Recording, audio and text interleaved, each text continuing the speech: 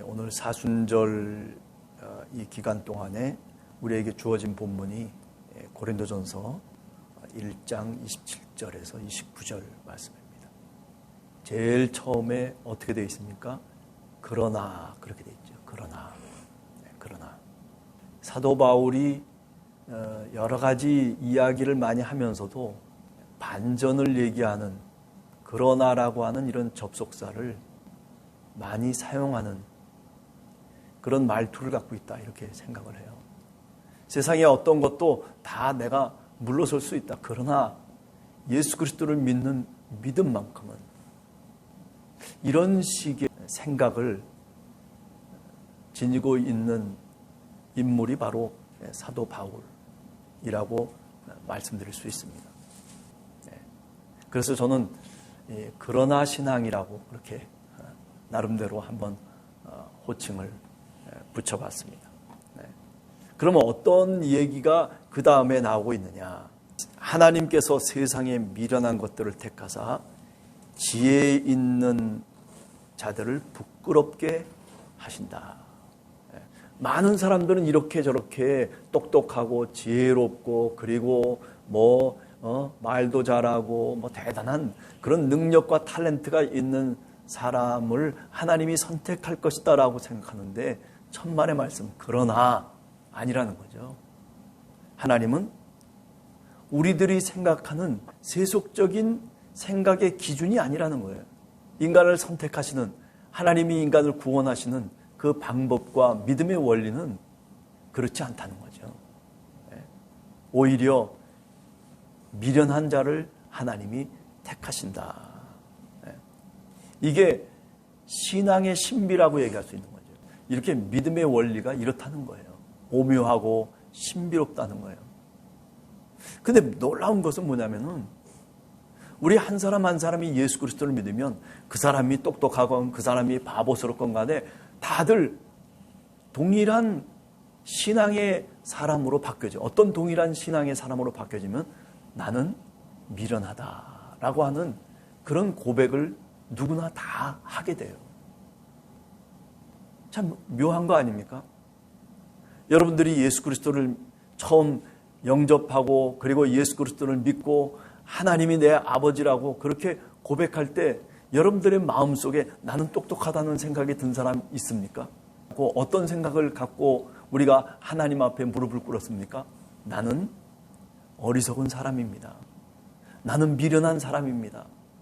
지금까지 내가 내 힘으로 이렇게 살아왔고 그리고 내 스스로 살아왔는데, 그런데 그게 지금 와서 보니 아무것도 아닌 정말 헛된 삶이었습니다. 나는 미련한 사람이고 어리석은 사람입니다라고 누가 고백하면서 우리가 하나님 앞에 무릎을 꿇습니까? 바로 우리 자신들이에요. 누구도 자기 자신이 똑똑하다고 생각하는 사람은 그거는 예수 그리스도를 믿는 사람이 아니에요.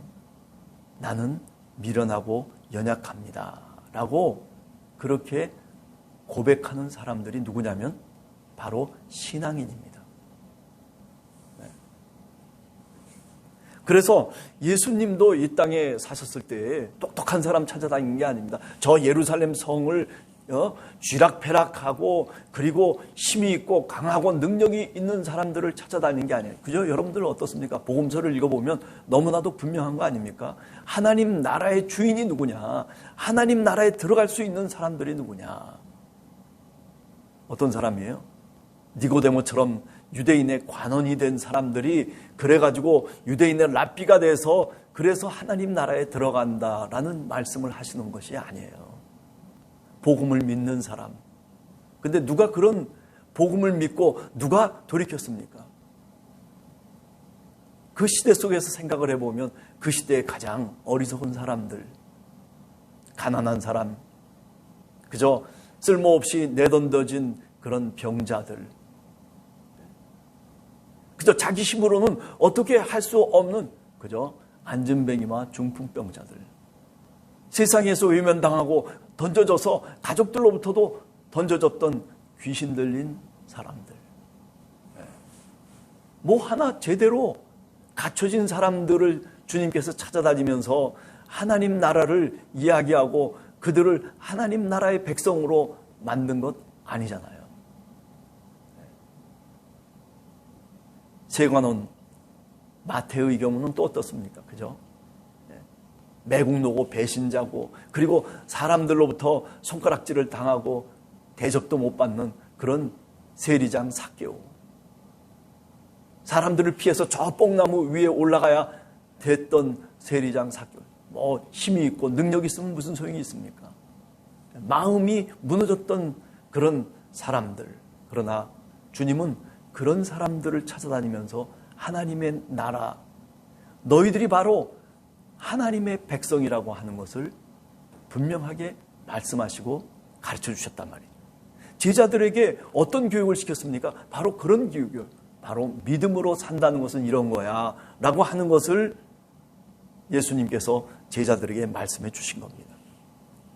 그래요. 오늘 사도 바울도 바로 그런 점을 얘기하고 있는 겁니다. 아무것도 없는, 무슨 뭐 무기가 있는 사람도 아니고 아무것도 없는, 아니 심지어는 무기를 사용하는 베드로를 향해서 뭐라고 얘기합니까? 그죠? 말고의 귀를 내리치는 그 베드로를 향해서 검을 사용하는 자는 검으로 망한다라고 얘기합니다. 칼을 사용하는 자는 칼로 망한다는 거죠. 주님은 자기 몸을 던져서 자신을 희생 제물로 드리면서 그러면서 하나님께 나아갔던 사람이에요. 오늘 우리 신앙인들이 어떤 모습으로 하나님께 나갑니까? 그죠? 약삭 바르고 뭐 그저 자기 유익을 생각하면서 하나님 앞에 와서도 내게 이런 것이 있었으면 좋겠다라고, 내게 저런 것이 있었으면 좋겠다라고 자기 욕망을 표현하지 않습니까? 아니 어쩜 반대로 내 욕망을 죽이기 위해서 하나님 앞에 나와야 되는데, 그런데 내 욕망을 충족시키기 위해서 하나님을 이용하고 있다라는 생각을 할 때도 많습니다. 약한 사람들을 택해서, 그래서 강한 사람들을 부끄럽게 하시는 이런 하나님의 놀라우신 구원의 신비. 참 우리가 도저히 생각할 수 없는 신앙의 원리와 구원의 신비가 우리들이 믿는 믿음의 삶 속에 있다라고 하는 것. 세상에서 천대를 받고 멸시를 당하고 그리고 보잘것없는 자들을 택하셔서, 아무것도 없는 자들을 택하셔서 그래서 있는 자들을 부끄럽게 하셨다라고 하는 거죠. 이게 예수 그리스도의 삶이었다는 거예요. 이게 십자가의 의미라는 겁니다. 십자가는 미련한 것이고 약한 것이고 아무것도 없는 것 같지만은, 그러나 그 십자가가 우리의 힘이고 구원의 능력이고, 십자가가 구원받은 하나님의 백성에게는 삶의 원리라고 하는 것을 우리들에게 사도 바울이 오늘 본문을 통해서 가르쳐주고 있는 겁니다. 자, 그러면서 뭐라고 얘기합니까? 왜 십자가를 택했느냐라고 하는 것은 29절에 나와 있죠. 어떤 육체도, 다시 말하면 어떤 사람이라도 하나님 앞에서 자랑하지 못하게 하려 하심이라. 세상에 있는 모든 자랑을 십자가 앞에서 완전히 무너뜨리기 위해서라고 하는 거죠. 이게 하나님이 우리를 선택하시는 신비의 원리예요. 모순된 것 같습니다. 세속적인 관점에서 보면 말도 안 되는 일들이 벌어지는 거죠. 무슨 뭐 똑똑지도 못하고 어리석고 그저 바보 같은 사람을 택해가지고 그래가지고 하나님의 나라의 일꾼으로 삼는다라고 하는 게 그게 말이 되는 얘기예요? 근데 생각해 보세요. 예수님의 제자들이 뭐 똑똑했습니까? 예수님이 그렇게 3년 동안 가르치시면서 이렇게 저렇게 뭐 기적도 보여주시고 말씀도 해주시면서 그들이 알아들을 수 있도록 그렇게까지 설명했음에도 불구하고 여러분들이 잘 아시는 것처럼, 그죠? 그들은 이해를 못했어요. 오늘날로 얘기하면 IQ가 낮았어요. 그저 마음만 있고 열정만 있을 뿐이지 뭐 도대체 예수 그리스도가 어떤 목적하에서 이 땅에 오셨고 그리고 어떻게 살아가는 것이 예수 그리스도를 쫓아가는 것인지 그 모든 것에 대해서 알 수가 없었단 말이죠. 어쩌면 그런 제자들에게 당연히 성령께서 오셔야 되지 않았을까라는 생각도 저는 해봅니다. 그저 어리석으니까, 힘이 없으니까. 하나님이 도와주실 수 있는 방법이 뭐예요? 그것은 성령이 충만한 능력을 주시는 거죠. 성령의 지혜를 주시는 거예요. 똑똑지 못하고 어리석고 그리고 미련한 그들을 택하셔서 이해도 못하고 도대체 어떻게 갈피를 못 잡고 있는 나약한 존재를 택하셔서 그래서 그들에게 성령의 지혜와 능력을 주시는 거죠.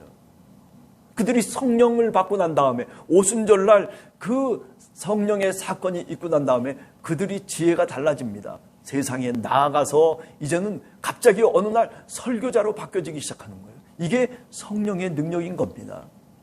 세상에 천대받는 자, 멸시당하는 자, 보잘것없는 자를 하나님이 택하셨다는 거죠. 뭔가 있는 듯한 사람들, 나는 그래도 지식이 있어, 나는 뭔가 가진 게 있어, 나는 뭔가 다른 사람보다 더 나은 것이 있어 하고 자기 자랑을 할 수 있는 사람들의 그 모든 것들을 다 패하셨다. 우리가 살아가는 세상은요, 일종의 영어로 얘기하면 모던이에요. 나는 저 사람보다 낫다. 그렇게 되기 위해서 경쟁합니다. 어렸을 때부터 유치원 들어가서부터 우리 애는 저 사람보다 저 애보다 똑똑해요. 우리 애는 이래요 저래요. 너무 지혜로워요. 너무 이랬어요 저래. more than. 아니 그게 무슨 중고등학교 넘어서도 마찬가지예요. more than이에요. 대학교 졸업해도 more than입니다. 직장을 다니면서도 more than입니다. 뭔가 의시될 수 있는 그런 상황을 내가 만들기 위해서 얼마나 노력합니까? 남보다 더 낫지 않으면 그래가지고 우리 사회는 경쟁을 부추기죠. 이게 세속사회의 모습이에요. 그냥 여러분 텔레비를 보시면은 금방 텔레비 프로그램이 어떻습니까? 평범한 프로그램이 있습니까? 다 시합하고 다 경쟁시키고 그래가지고 심지어는 노래하는 것도 편안한 마음으로 노래 부르는 것이 아니라 그거를 다 경쟁시켜가지고 그냥 1등 하느냐 2등 하느냐 저 사람은 왕 중에 왕이다 이러면서 그러면서 경쟁을 부추기는 이 사회가 이게 정상적인 사회는 분명히 아니에요. 강한 자가 살아남는 것이 당연한 것처럼 그렇게 여기며 그것이 우리가 살아가는 삶의 원리인 것처럼 그렇게 착각하게 만드는 세상입니다. 그러나 오늘 이 본문을 읽어보면 우리는 그런 세상을 원하는 것이 아닙니다. 그러나 라고 하는 말 속에 그런 세상이 아니라 이런 세상을 우리는 꿈꾸고 이런 세상을 우리는 희망한다라고 하는 사도 바울의 믿음이 이 속에 고백되고 있다라는 점을 우리가 유념해야 됩니다. 예수 그리스도를 쫓아가는 십자가의 길은 세상의 길과는 다릅니다. 세상의 원리와는 다른 것이 바로 십자가의 원리입니다. 십자가의 원리는 우리가 세속적인 관점에서 보면 모순의 원리예요. 역설의 원리입니다. 아니 뭔가 역전되는 원리입니다. 그래서 예수님은 살아생전에 제자들에게 뭘 가르쳤습니까?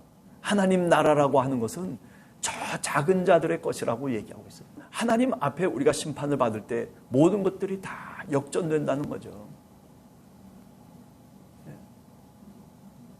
세상에서 그렇게 부유하게 살려고 했던, 그죠? 우리가 거지 나사로의 비유를 하잖아요. 대문 앞에 구걸하고 있는 나사로. 그런가 하면 얼마든지 호통을 치면서 권력을 잡고 그렇게 살아가고 있는 부자의 이야기도 우리가 잘 알지 않습니까? 세상의 종말이 다가오면 모든 것이 역전한다는 거예요. 하나님의 나라는 그 종말의 나라에 이르르면 모든 게 다 뒤바뀔 것이다라고 하는 그런 엄청난 경고를 누가 하신 거예요? 예수 그리스도께서 말씀하신 겁니다. 십자가는 그래요. 이 세상에 아름답고 그리고 화려한 모습을 추구하고 있는 사람들을 어디로 이끌어가는 겁니까? 하나님의 나라로 이끌어가는 다리 역할을 하는 것이 뭐냐면 바로 이 십자가입니다. 십자가를 거치지 않고서는 하나님의 나라에 들어갈 수가 없어요. 십자가를 거치지 않고서는 하나님의 무궁하신 구원의 세계 속에 우리가 들어갈 수가 없어요. 십자가는 그 다리 역할을 해주고 있습니다. 예수 그리스도가 말씀하시는 그 십자가는 하나님이 세워놓으신 하나님의 나라를 건너가는 다리라고 그렇게 말씀드릴 수 있는 거죠.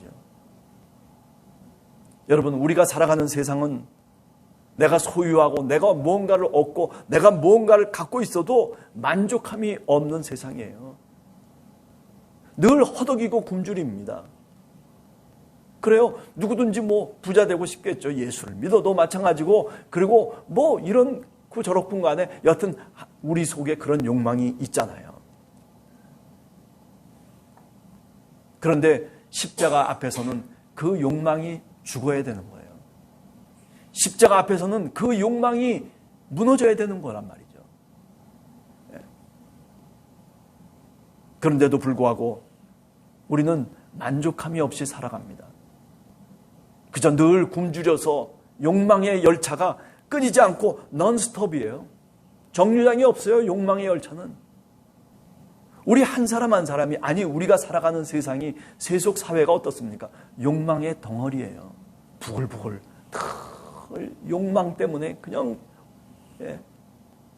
그래서 그게 만족되면 그게 행복인 줄 생각하면서 살아가요. 영원한 행복을 추구할 수 있는 방법을 택하지 않고 그저 일시적으로 그저 쾌락을 위해서 살아가는 거죠. 그러면서 스스로 자신이 믿는 세상을 만들어갑니다.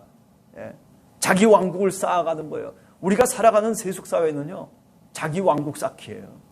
그러나 신앙인은 자기 왕국을 쌓는 게 아닙니다. 주어가 바뀌는 거예요. 내가라고 하는 주어가 아니라 하나님이, 우리 주님이라고 하는 이런 주어로 바뀌는 거예요. 신앙이라고 하는 것은 내 왕국을 쌓는 것이 아니라, 내 인생의 왕국을 쌓아가는 것이 아니라 하나님의 왕국을 쌓는 거예요. 그렇습니다. 우리가 이사야서 55장 8절에 보면 내 생각은 너희 생각과 다르고 그리고 내 길은 너의 길과 다르다. 그렇게 이사야 선지자가 여호와의 말씀을 이스라엘 백성들에게 전하고 있죠. 오늘날도 저는 그렇다고 생각해요. 오늘날도 우리들에게 오셔서 주님께서 하시는 말씀은 내 생각은 너희 생각과 달라. 내 길은 너희 길과 달라. 아마 어쩌면 우리들에게조차도, 신앙인들에게조차도 그 말씀을 하지 않을까라는 생각을 해요. 무슨 얘기입니까? 뒤집어서 얘기하면 우리가 얼마나 예수를 믿고 정말 하나님 나라의 백성으로 살아간다고 하면서도 세상 삶과 똑같은 삶을 살아가잖아요. 그러니 그런 사람, 그런 신앙인 앞에서 주님께서 뭐라고 말씀하시겠습니까? 나는 네 생각과 달라. 내 길은 네가 가는 길과 달라. 그러니 어떡하라는 거예요? 그러니 돌이키라는 거예요. 이스라엘 민족이 그러다가 망해버린 거예요. 이스라엘 민족이 그러다가 저 바벨론 포로로 잡혀가 버리고 그리고 회복될 수 없는 멸망의 길로 치닫기 시작하는 거죠. 네. 그렇습니다. 이 사순절 기간 동안 우리가 하나님의 뜻을 다시 한번 찾고 살펴보고 그리고 하나님께 기도합니다. 오늘 고린도전서 1장 27절에서부터 29절 그러나 라고 하는 뭐가 어떻든지 그러나 우리 주님이 그러나 하나님의 나라는 그러나 나는 이라고 하는 이런 신앙인으로서의 절대적인 고백이 여러분과 저의 고백, 우리 교회의 고백이 되기를 간절히 주님의 이름으로 축원합니다. 기도하겠습니다.